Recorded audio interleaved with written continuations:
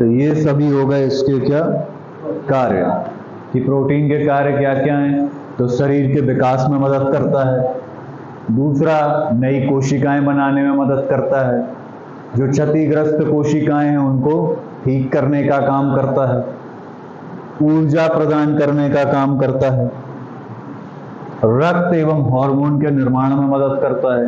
तो ये सभी कुछ काम हैं किसके, प्रोटीन के। संयोजन क्या क्या है, carbon, nitrogen, hydrogen, oxygen, sulphur आदि के द्वारा इसका निर्माण हुआ है, इन सब से मिलकर बना है, और ये इसके कार्य हैं। अब कार्य ये हो गए बहुत महत्वपूर्ण कार्य, इसको बॉडी बिल्डिंग फूड कहते हैं। प्रोटीन को क्या कहते हैं, बॉडी बिल्डिंग फूड, मतलब ये शरीर के विकास में सबसे अधिक मदद करने वाला पोषक तत्व है। अब प्राप्त कहां से करें, सोर्स क्या है, क्या, हाँ दूध में मिलता है। तो प्राप्त करने के क्या, दालें।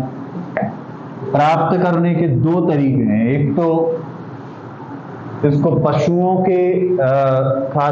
के द्वारा प्राप्त खाद्य पदार्थों से प्राप्त किया जा सकता है, दूसरा पेड़ पौधों से प्राप्त किया जा सकता है। तो पहला क्या है, पशुओं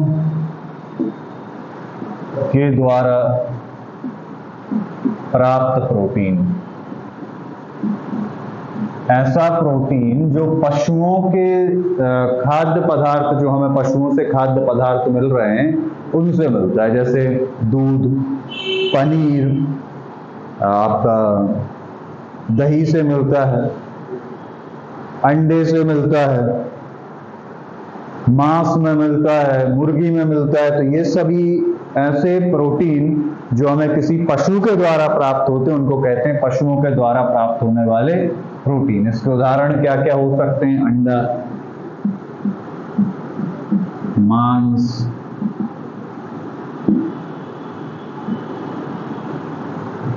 अंडा, मांस, दूध, पनीर, दही आदि। दूसरा इसका सोर्स है वनस्पतियों के द्वारा प्राप्त, पेड़ पौधों से प्राप्त प्रोटीन, वनस्पति के द्वारा प्राप्त प्रोटीन। इसमें क्या क्या आएगा, सबसे मुख्य सोयाबीन। सोयाबीन से बहुत अधिक प्रोटीन प्राप्त होता है। सोयाबीन, मटर, दालें, मूंगफली,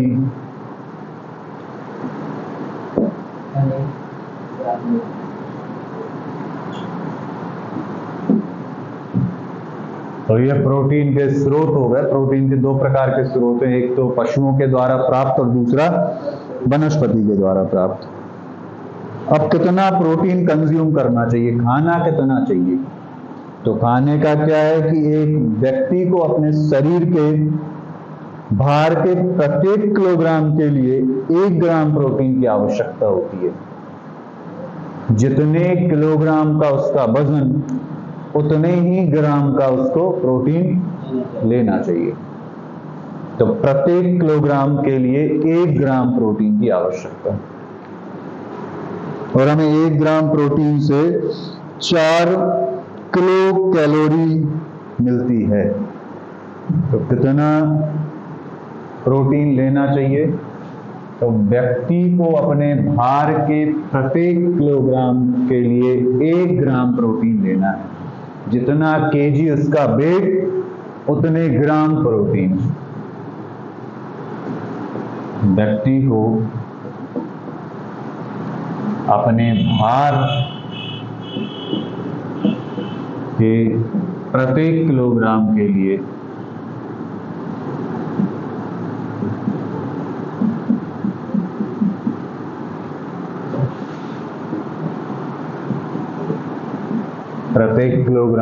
लिए 1 ग्राम प्रोटीन लेना आवश्यक है।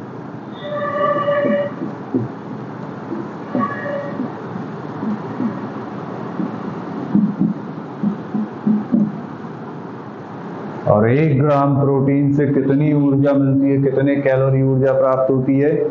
तो 4 किलो कैलोरी। कितनी ऊर्जा प्राप्त होगी? 4 किलो कैलोरी 1 ग्राम प्रोटीन से।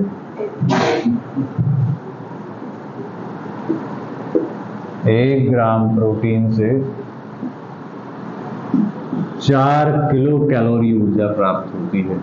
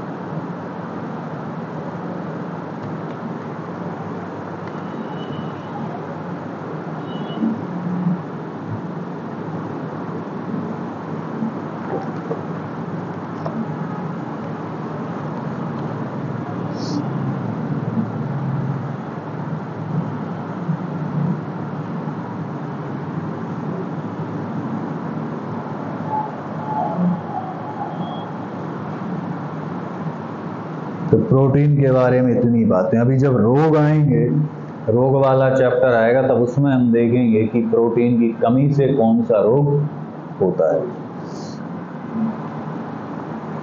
नेक्स्ट आता है कार्बोहाइड्रेट। ये पहला पोषक तत्व हो गया, उसका नाम क्या है?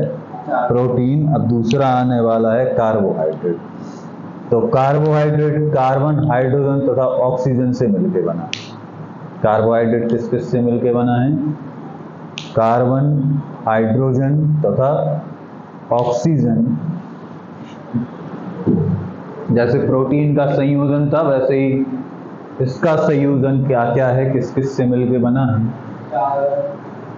कार्बन, हाइड्रोजन और ऑक्सीजन, 3 चीजों से मिलकर ये बना है।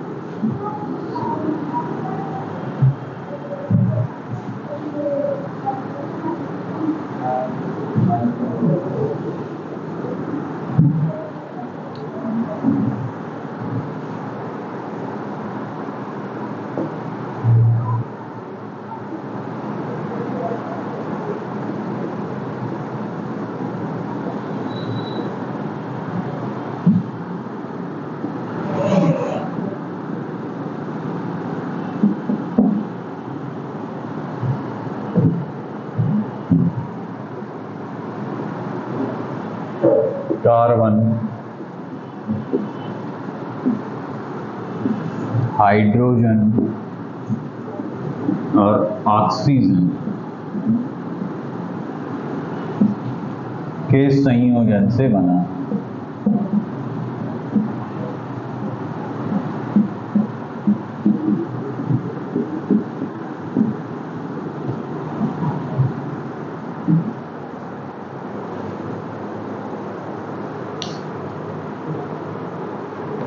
काम क्या करता है? Instant energy. सबसे पहला काम तो क्या करता है? ऊर्जा प्रदान करने का काम करता है, और तुरंत ऊर्जा प्रदान करने का काम करता है। इसलिए जब किसी को चक्कर आते हैं तो ग्लूकोज की बोतल चढ़ा दी जाती है। तो इंस्टेंट एनर्जी, तुरंत ऊर्जा प्रदान करने का काम करता है।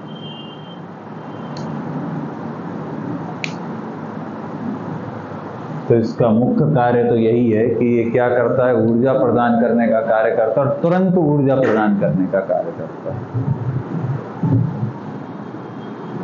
कार्य क्या है? तुरंत ऊर्जा प्रदान करने का कार्य करता है।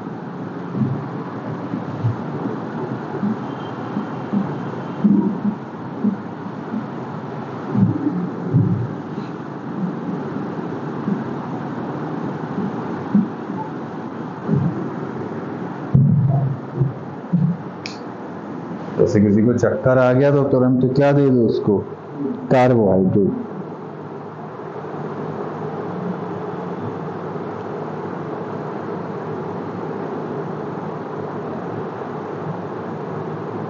अन्य महत्वपूर्ण कार्यों को निष्पादित करने के लिए प्रोटीन को अलग रखता है, प्रोटीन को अलग करने का काम करता है।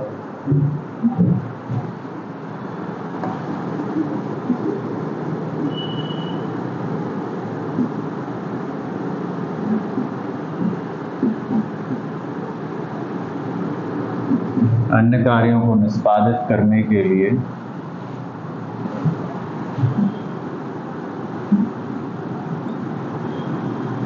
प्रोटीन को अलग रखता है।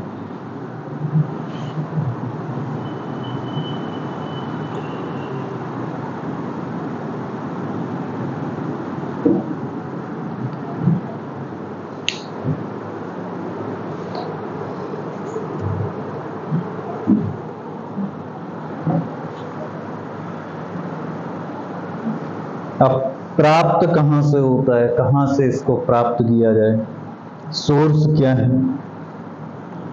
तो सोर्स है चावल में कार्बोहाइड्रेट बहुत ज़्यादा मिलता है, शहद में मिलता है, गुड़ में मिलता है, शकरकंद में मिलता है, गेहूं में मिलता है, आलू में मिलता है। तो ये सभी इसके क्या हो जाएंगे? सोर्स, स्रोत, जहाँ से आप इसको प्राप्त कर सकते हैं। और 1 ग्राम कार्बोहाइड्रेट से कितनी ऊर्जा मिलती है? 4 किलो कैलोरी ऊर्जा प्रदान करता है। 1 ग्राम कार्बोहाइड्रेट अगर आपने खाया है तो कितनी ऊर्जा मिलेगी? 4 किलो कैलोरी।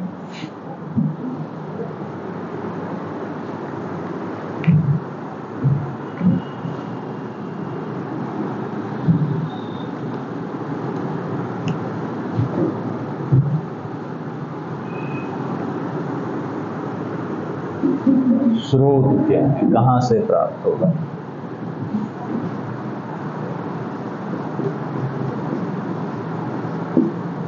स्रोत क्या है? चावल, आलू, शहद में बहुत प्रचुर मात्रा में कार्बोहाइड्रेट प्राप्त होता है। शहद, गुड़, गेहूं, शकरकंद, क्या? हाँ नहीं, शहद में मिलता है, कलर से नहीं है, शहद में मिलता है। शकरकंद, ये कार्बोहाइड्रेट के मुख्य स्रोत हैं। और 1 ग्राम कार्बोहाइड्रेट से कितनी ऊर्जा प्राप्त होती है? 1 ग्राम कार्बोहाइड्रेट से 4 किलो कैलोरी ऊर्जा प्राप्त होती है।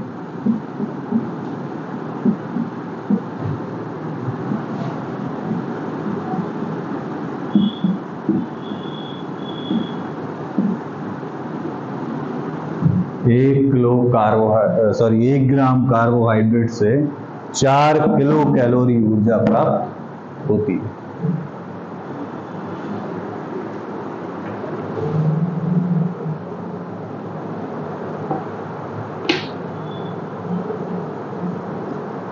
अब स्टार्च शरीर को 2 प्रकार से, कार्बोहाइड्रेट शरीर को 2 प्रकार से मिलता है, एक स्टार्च के रूप में और एक शर्करा के रूप में।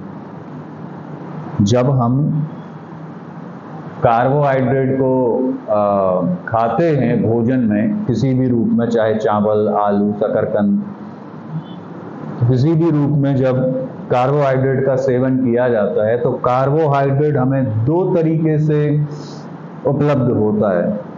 कुछ भोजन शरीर को स्टार्च के रूप में कार्बोहाइड्रेट उपलब्ध कराते हैं और कुछ शर्करा के रूप में। कार्बोहाइड्रेट 2 प्रकार के। कुछ भोजन ऐसे हैं जो शरीर को कार्बोहाइड्रेट किस रूप में देते हैं? स्टार्च के रूप में। कुछ स्टार्च के रूप में कार्बोहाइड्रेट देते हैं, कुछ शर्करा के रूप में कार्बोहाइड्रेट देते हैं। जैसे आलू, शकरकंद, अनाज, ये सभी स्टार्च के रूप में कार्बोहाइड्रेट देते हैं। और शर्करा के रूप में कार्बोहाइड्रेट प्रदान करता है गुड़, चीनी, ये सभी। एक वयस्क व्यक्ति को प्रतिदिन 400 से 420 ग्राम कार्बोहाइड्रेट की आवश्यकता होती है। तो कार्बोहाइड्रेट कितने रूप में मिल सकता है? या तो स्टार्च के रूप में या शर्करा के रूप में। तो कार्बोहाइड्रेट हमें दो रूपों में प्राप्त हो सकता है।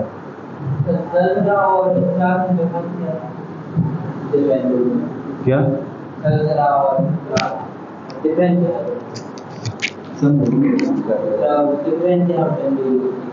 दोनों में अंतर वैसा कुछ नहीं होता है, लेकिन दोनों में कार्बोहाइड्रेट के केवल रूप हैं। जैसे जब प्लांट अपना खाना बनाते हैं तो वो किस रूप में स्टोर कर लेते हैं अपने भोजन को? स्टार्च के रूप में स्टोर करते हैं। प्लांट जैसे ही अपना भोजन तैयार करते हैं और भोजन तैयार करने के बाद किस रूप में उसको स्टोर कर लेते हैं? स्टार्च।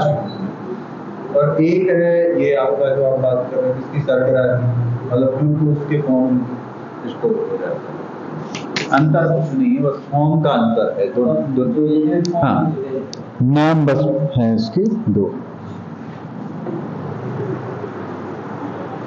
तो एक कार्बोहाइड्रेट हमें स्टार्च के रूप में प्राप्त होता है और एक कार्बोहाइड्रेट किस रूप में प्राप्त होता है? शर्करा के रूप में। कार्बोहाइड्रेट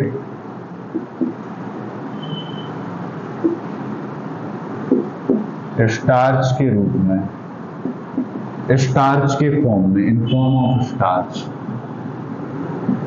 तो ये कहां से प्राप्त होता है? आलू, अनाज,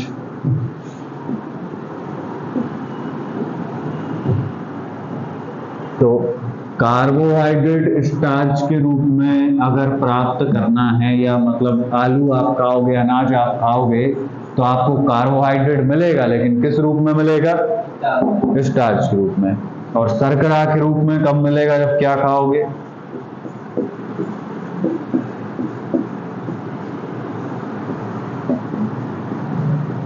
कार्बोहाइड्रेट शर्करा के रूप में। तो शर्करा के रूप में कब मिलने वाला है? जब चीनी, गुड़, शहद ये सभी खाते हैं। तो ये खाएंगे तो कार्बोहाइड्रेट मिलेगा, लेकिन किस फॉर्म में? स्टार्च के फॉर्म में। और ये खाएंगे तो कार्बोहाइड्रेट मिलेगा किस फॉर्म में? शर्करा। एक वयस्क व्यक्ति को, मतलब एक व्यक्ति को जो कुछ कार्य करता है, उसे अपनी ऊर्जा को मेंटेन करने के लिए कितने ग्राम कार्बोहाइड्रेट अपने भोजन में शामिल करना चाहिए? तो 400 से, एक वयस्क व्यक्ति को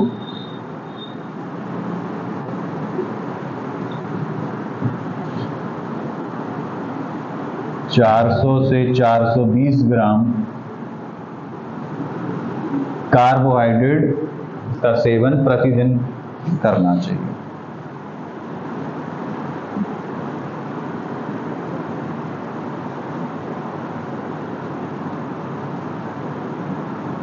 एक वयस्क व्यक्ति को अपनी ऊर्जा को मेंटेन करने के लिए, तुरंत ऊर्जा प्राप्त करने के लिए 400 से 420 ग्राम कार्बोहाइड्रेट की आवश्यकता होती है।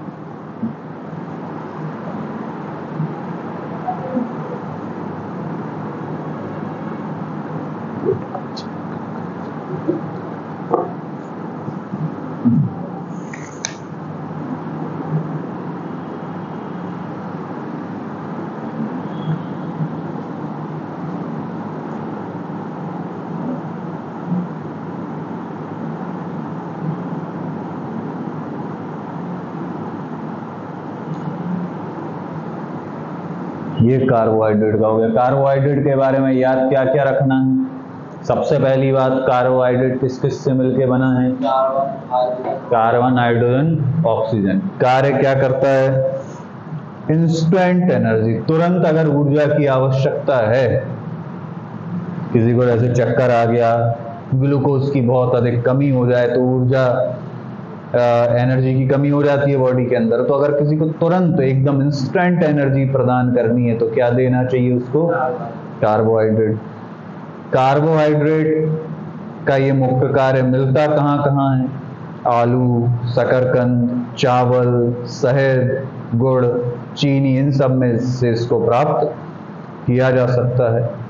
नेक्स्ट बात क्या है कि ये दो फॉर्म में प्राप्त होता है, कार्बोहाइड्रेट स्टार्च के रूप में, कार्बोहाइड्रेट शर्करा के रूप में। तो कार्बोहाइड्रेट स्टार्च के रूप में मिलता है जब क्या खाते हैं, आलू शकरकंद खाते हैं तो कार्बोहाइड्रेट स्टार्च के रूप में मिलता है।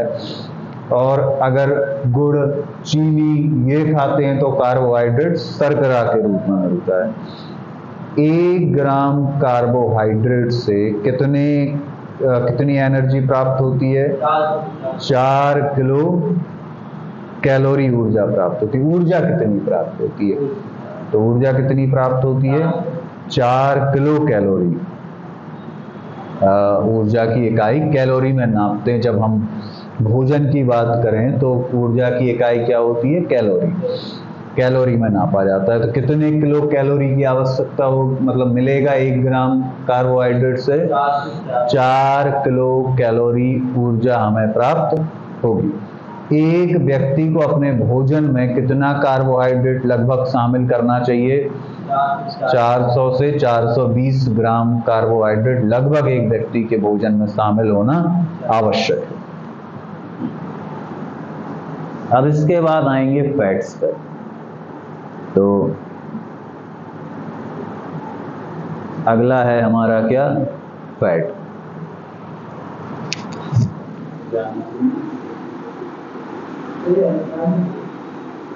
अभी तो क्लास तो चल रही है, आपका डॉक्टर नहीं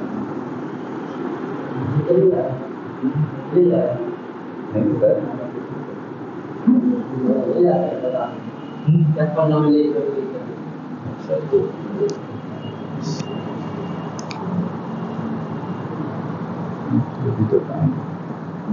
अब चलते हैं फैट्स पर। बसा। तो बसा जो है वो अधिक ऊर्जा प्रदान करने का काम करता है। अगर पूछा जाए कि तुरंत ऊर्जा कौन देता है, तो तुरंत ऊर्जा देता है कार्बोहाइड्रेट। लेकिन सबसे अधिक ऊर्जा कौन देता है? तो वो देता है बसा। बसा 9 किलो कैलोरी ऊर्जा देता है। 1 ग्राम से कितनी मिल जाती है? 9 किलो कैलोरी। इनसे मिल रही थी 4, इससे मिलेगा 9। तो नेक्स्ट है बसा।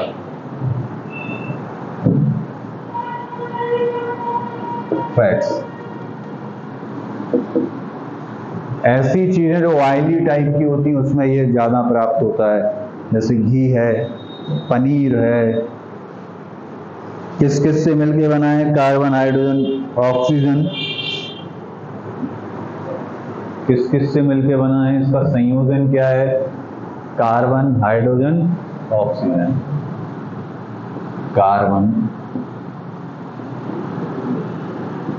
हाइड्रोजन एवं ऑक्सीजन के संयोजन से बना है।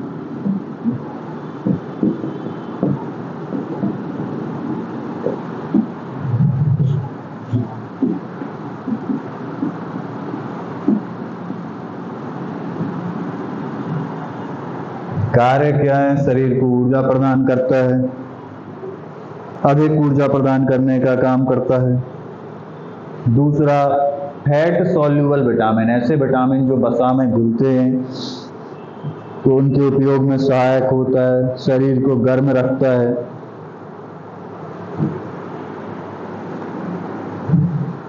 पहला काम तो क्या करता है? अधिक ऊर्जा प्रदान करने का कार्य करता है। अत्यधिक ऊर्जा प्राप्त करनी है तो फैट्स का सेवन करना चाहिए। अधिक ऊर्जा प्रदान करने का कार्य करता है।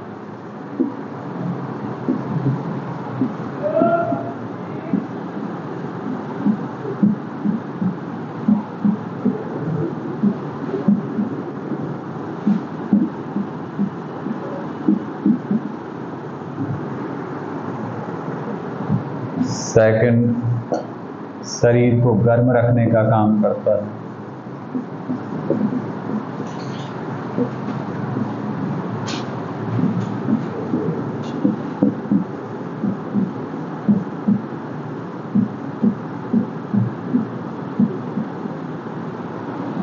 थर्ड,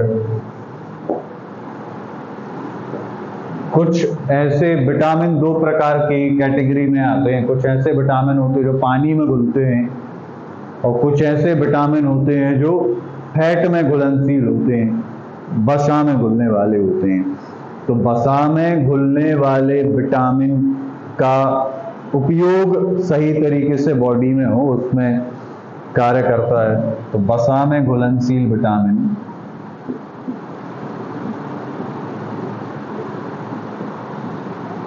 वसा में घुलनशील विटामिन के संरक्षण में सहायक रहता है,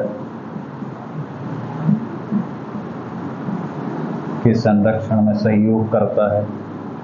चार प्रकार के विटामिन के, ई, ए और B, vitamin A, vitamin D, vitamin K और विटामिन ई, ये चार प्रकार के विटामिन ऐसे हैं जो फैट में घुलते हैं। जब इनको हम खाते हैं तो जो शरीर में फैट होता है उसमें घुल जाते हैं, तो उनके संरक्षण में सहयोग करता है। क्या? विटामिन ए, डी, ई, के, ये चार ऐसे विटामिन हैं जो किसमें घुलते हैं? वसा में घुलनशील होते हैं। तो ये जो वसा में घुलनशील विटामिन हैं, इनका संरक्षण शरीर के अंदर हो सके और इनका जो कार्य है ये अपना कार्य कर सके, उसमें भी ये सहायक होते हैं। प्राप्त कहाँ से होते हैं? घी, तेल, वनस्पति तेल, हाँ, पनीर, दूध, मक्खन, इन सब से, ये सब इसके क्या है? प्रमुख स्रोत हैं, मतलब जहाँ से इसको प्राप्त किया जाता है।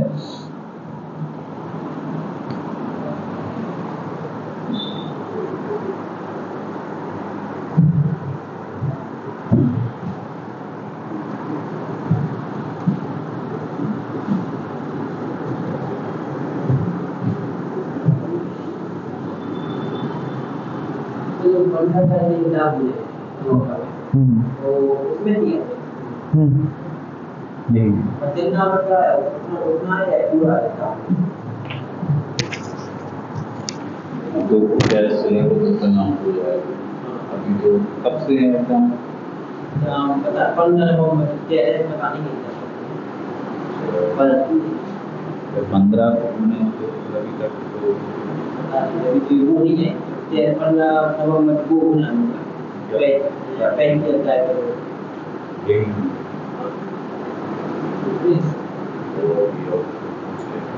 पढ़ना, तो पढ़ाई तो यही सारी चीज़ें ही पढ़ा, बस थोड़ा सा इस बार को पढ़ा और तो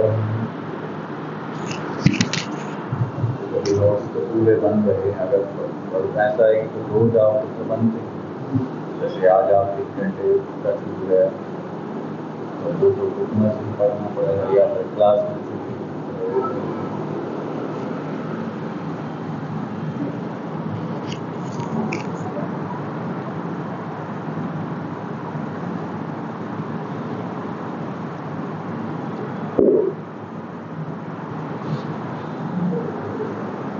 अब वसा जो है इसके स्रोत लिख रहे थे, तो स्रोत क्या क्या होते हैं?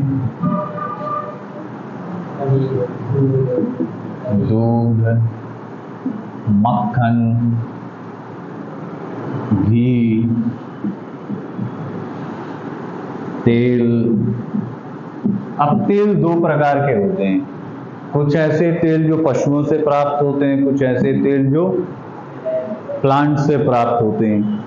तो ये थोड़ा सा जो तेल हैं ये किस चीज के लिए घातक हैं? हृदय रोग के लिए घातक हैं। अब ये जो वसा है, अगर इसकी मात्रा बहुत अधिक बढ़ जाए तो कई प्रकार के रोग शरीर के अंदर हो जाते हैं। जैसे कोई घी, ये तेल, इनका बहुत अधिक सेवन करने से क्या होता है कि एक तो मोटापा शरीर के अंदर बढ़ जाता है, मोटापा बढ़ जाता है, और हृदय रोग भी इसमें बहुत अधिक, वसा के सेवन से हृदय रोगों की शिकायत भी होने लगती है।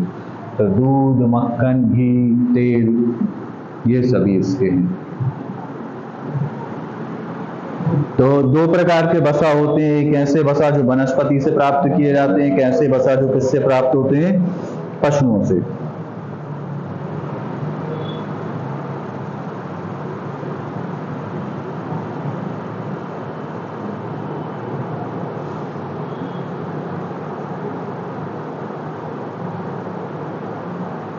अच्छा, ऊर्जा कितनी मिलती है? 1 ग्राम वसा से 9 किलो कैलोरी। तो इस प्रकार से क्या हो गया कि ये सबसे अधिक ऊर्जा देने वाला पोषक तत्व बन गया। 1 ग्राम वसा से 9 किलो कैलोरी।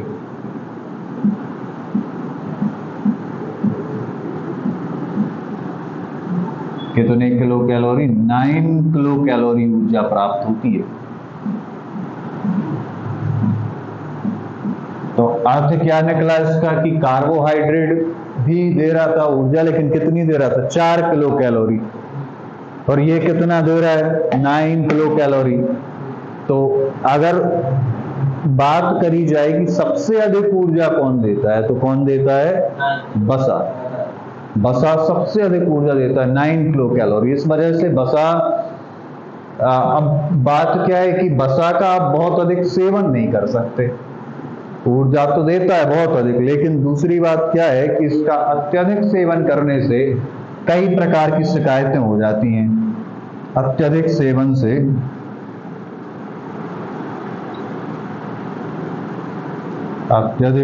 से हृदय संबंधी शिकायत,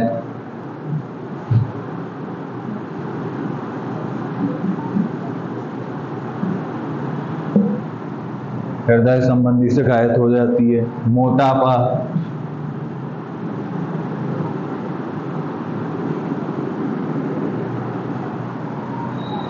अत्यधिक सेवन से हृदय संबंधी शिकायत, मोटापा, पेट में अस्वस्थता, पाचन तंत्र इससे डिस्टर्ब होने लगता है, पाचन तंत्र पर भी प्रभाव डालता है।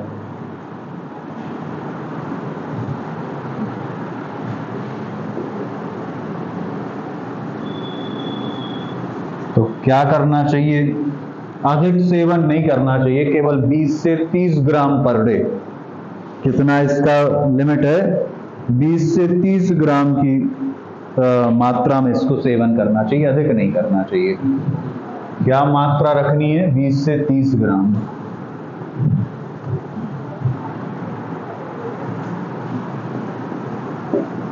एक वयस्क व्यक्ति को 20 से 30 ग्राम, कितना? 20 से 30 ग्राम फैट की आवश्यकता होती है।